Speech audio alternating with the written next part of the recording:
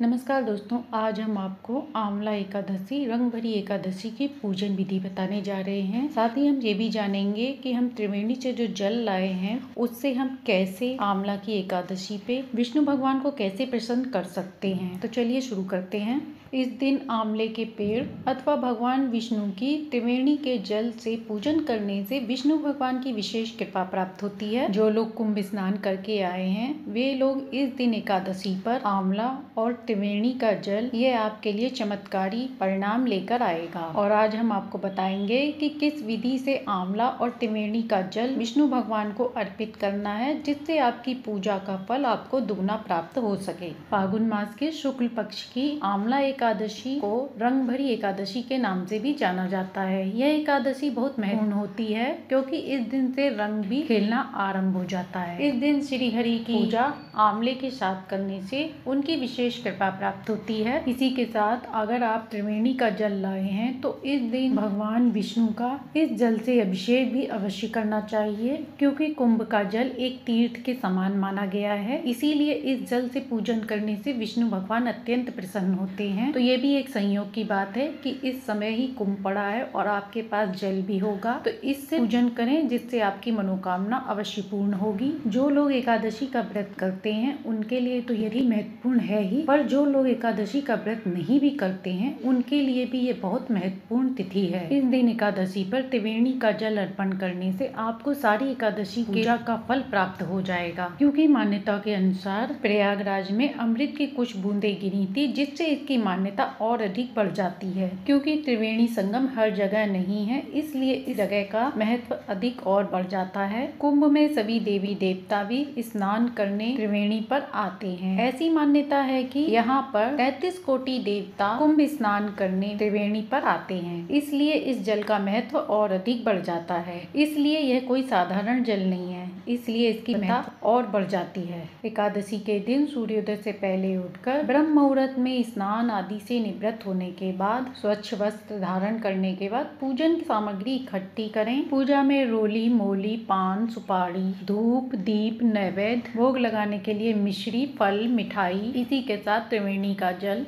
इसी के साथ आंवले का पेड़ और आंवले का फल भी होना चाहिए। इसी के साथ चौकी पर आसन लगा के सर्वप्रथम गणेश मूर्ति स्थापित करें, गणेश जी की पूजा आराधना करें। इसके बाद माता लक्ष्मी के साथ विष्णु जी का पूजन करें। भगवान विष्णु को पंचामृत से कच्चे दूध से स्नान कराने के बाद त्रिवेणी जल से भी स्नान करा के स्वच्छ वस्त्र धारण कराएं। इसके बाद चौकी पर भगवान विष्णु जी की लक्ष्मी जी सहित प्रतिमा स्थापित करें। इसके बाद गंगा जल से छींटे दें मंदिर में और मंदिर के आसपास की जगह पर। यदि आपके घर में आंवले का वृक्ष है तो आप आंवले के वृक्ष का पूजन भी अवश्य करें। पूजन विधि अच्छे से करने के बाद धूप, दीप, नैवेद्य से भगवान विष्णु का पूजन करें, कपूर से आरती करें, लक्ष्मी माता का भी पूजन करें। इसी के साथ आंवले का फल भी अवश्य चढ़ाएं, जिससे विष्णु भगवान अत्यंत प्रसन्न होते हैं। आंवले का वृक्ष और आंवले का फल विष्णु भगवान को अत्यंत प्रिय है, और हो सके तो जब आप स्नान करें तो आंवले को अपने जल में मिलाकर स्नान करें। इस दिन व्रत कथा सुनना, पढ़ना भी अत्यंत लाभदायी होता है। और यदि आपके पास आंवले का पेड़ नहीं है तो आपके घर के मंदिर में भी पूजन कर सकते हैं। घर के मंदिर में चौकी पे एक थाली बिछाएं, थाली में लड्डू गोपाल जी या विष्णु भगवान की प्रतिमा को स्थापित करें। इसके बाद पंचामृत से स्नान कराएं, साथ ही त्रिवेणी के जल से स्नान कराएं।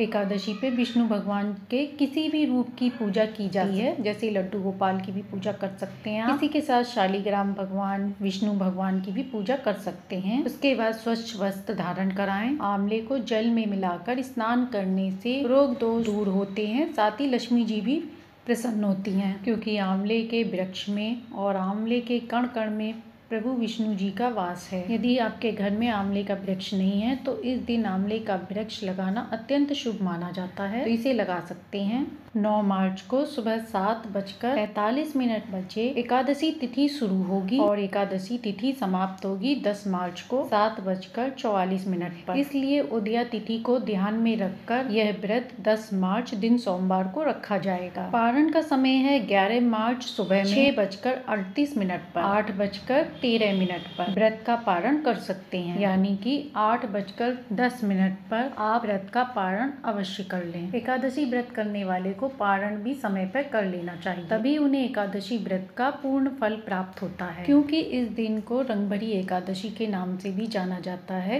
इसलिए इस दिन भगवान को गुलाल अवश्य अर्पण करें। सभी भगवान को भी गुलाल इस दिन अवश्य लगाएं। इसके बाद भोग प्रसाद चढ़ाएं और नैवेद्य में आप आंवला अवश्य चढ़ाएं। आंवला नहीं है तो पहले से लाके अवश्य रख लें। इसके अलावा जो भी मौसमी फल हैं वो चढ़ा दें। सभी चीजें अर्पण करने के बाद तुलसी पत्र अवश्य चढ़ाएं। तुलसी पत्र एक दिन पहले से रख लें। एकादशी पे तुलसी पत्र नहीं तोड़ा जाता है, इस बात का विशेष ध्यान रखें। इस दिन आंवले का दान भी विशेष फलदायी माना गया है, तो इस दिन आंवले का दान स्वर्ण दान के बराबर माना जाता है। इसके बाद हाथ में तिल और पुष्प लेकर आंवले की एकादशी की कथा अवश्य सुने। इस दिन शाम के समय घर के मंदिर में तुलसी जी के पास आंवले के पेड़ के पास दीपदान अवश्य करें, जिससे लक्ष्मी जी की विशेष कृपा प्राप्त होती है। और यदि आंवले का वृक्ष ना मिले तो भगवान विष्णु जी के आगे आप पूजन कर सकते हैं। आंवले का फल और गुलाल अवश्य विष्णु भगवान के आगे अर्पण करें, जिससे विष्णु भगवान अत्यंत प्रसन्न होते हैं। तो ये थी आंवला एकादशी, रंगभरी एकादशी की पूजा विधि, जिसे करने से सुख सौभाग्य में वृद्धि होती है। विष्णु भगवान जी के साथ लक्ष्मी जी की अपार कृपा प्राप्त होती है। जानकारी अच्छी लगी हो तो लाइक एंड सब्सक्राइब करें।